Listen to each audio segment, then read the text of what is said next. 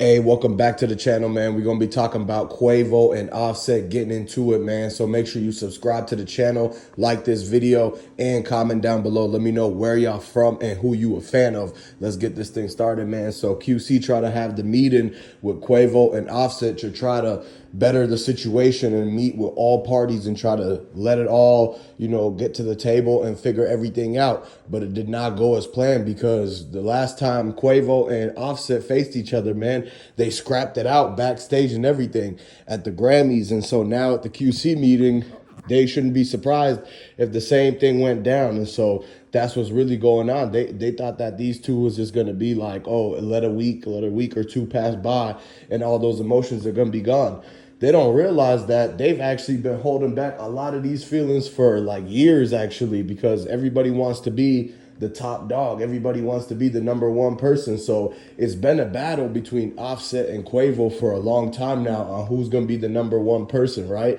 Because you know how it is in today's society. Everybody likes the bad boy. Everybody likes that image. That's what's trending right now. Everybody trying to look like they tough. Everyone trying to look like they, like actually from the streets or still in the streets and whatnot. And so there's just that mentality, right? It's being pushed a lot, heavily. And so that's why Offset, he got to feel like his ego got to be super big because everybody's feeding his ego, feeding that ego of being the bad guy, being the tough, the bad boy of the group, especially when it comes to these boy bands and these groups. Everybody knows that it's the bad boy that always like the one that's always look like he more of a thug, or the one that's more tough looking. That's the one that actually like gets a lot of more attention and everything like that. And then Quavo, he's trying to play like the lead singer of the band. And so, when it comes to the lead singer of the band, it always comes down to drama with the females. And so that plays perfectly into the situation with the Migos, because look at what the drama they had with the females.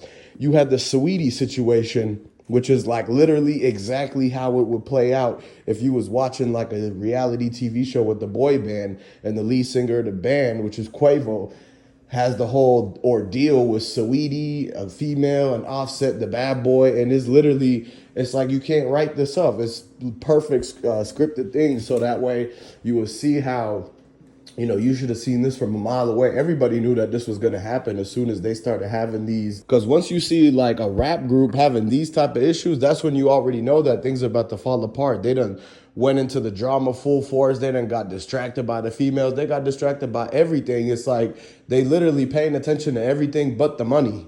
And then while they're not paying attention to the money and they're out paying attention to all these other things that these rappers do and all that, right? The lavish lifestyle, the glitz and the glamour, while they're all focused on that and they're not focused on their money, behind their backs, all the people who sign them and paying their paychecks, they all taking and finessing from them. And that's why these people's money situation always ends up being messed up at the end of their career, in the middle, or that happens to be their downfall or whatever. And so now in this situation, you see that all because of the situation, them being a boy band or whatever. You put the girl in the distraction and all that, and then now they split up, but they all supposed to be family. So what happened to family sticking to each other and all this kind of stuff, man? They threw that all out the window because, once they all became millionaires and successful, once they all had M's in their account and all that, they had M's and everything, right? Then they started to look at it like, every man for himself, basically. And so that's why they was all fending for himself. But Takeoff knew all of this was going to happen anyways. That's why he laid low. He chilled back and stayed quiet. He didn't have to have the ego because he knew at the end of the day, as long as he's getting M's in it and he's taking care of his family and everything like that, there's really nothing to complain about. He's not trying to create no more problems than there already are. While Quavo and Offset, they're trying to create problems every day. They're trying to get into it with each other. They're trying to pull up on each other.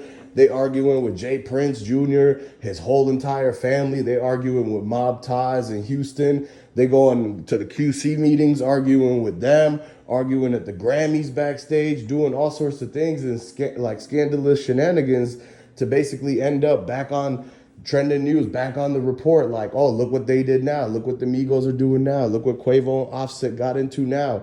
And it's like every other week, it's another situation like that. And Takeoff never, went about his business like that. He just literally got what he needed. He executed his plans, kept to the vision, kept to the goal, didn't try to like do any outside situations where it was unnecessary or anything like that to gain clout. And so you know that Quavo and Offset was doing a lot of that, man.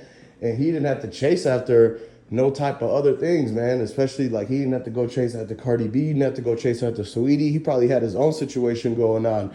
And so you know that just from that alone, all that attention, everything that the other dudes was getting, Quavo and Offset, it wasn't all good publicity. You know how they say like, oh, all publicity, good publicity or whatnot. Well, you don't want the certain things and the certain things to come back, and then now you just built up a roster of like BS and just distractions, and then you wonder at 5, 6, 7, 10 years down into the career, you like, man, it's not working like I thought.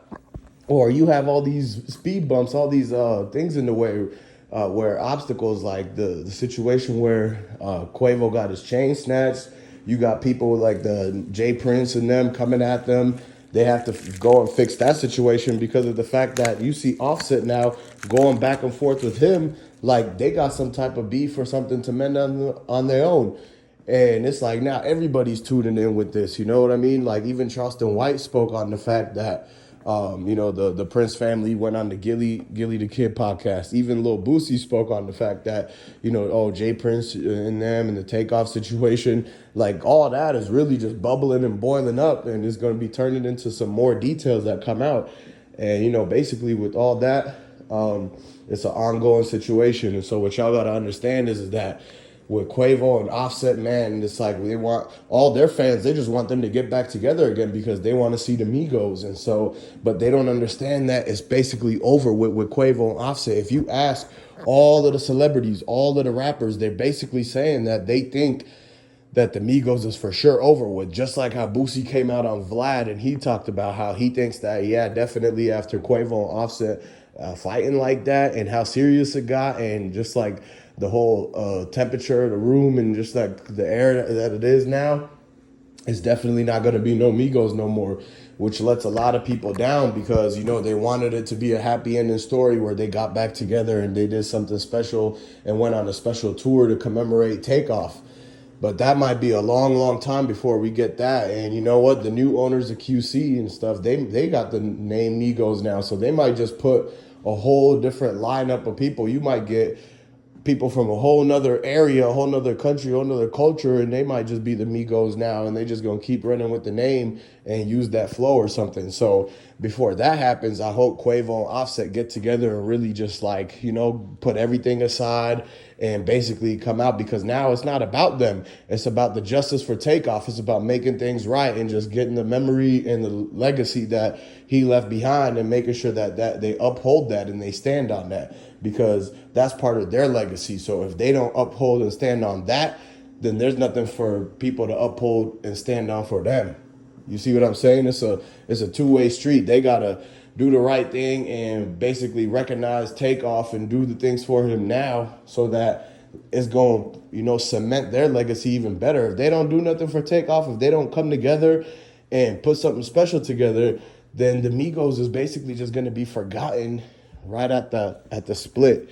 And it's not going to be what they wanted to, the ending that they wanted. You know what I mean? Like they could still have a good ending with this whole career, but it's just like you got to do it to where they commemorate Takeoff and take their feelings out of the situation, and you know what I mean, and really show love for the family and the person that helped them complete the 3-man group that they were. So that way, people know that, okay, at least they have their differences, but they still respect this man Takeoff. Because I know a lot of y'all respect Takeoff and a lot of y'all are fans, and you going to comment down below to show your support and condolences for Takeoff and the family. So with that being said, make sure you guys subscribe to the channel, like this video, comment down below, and I'm going to catch y'all on the next one. Peace.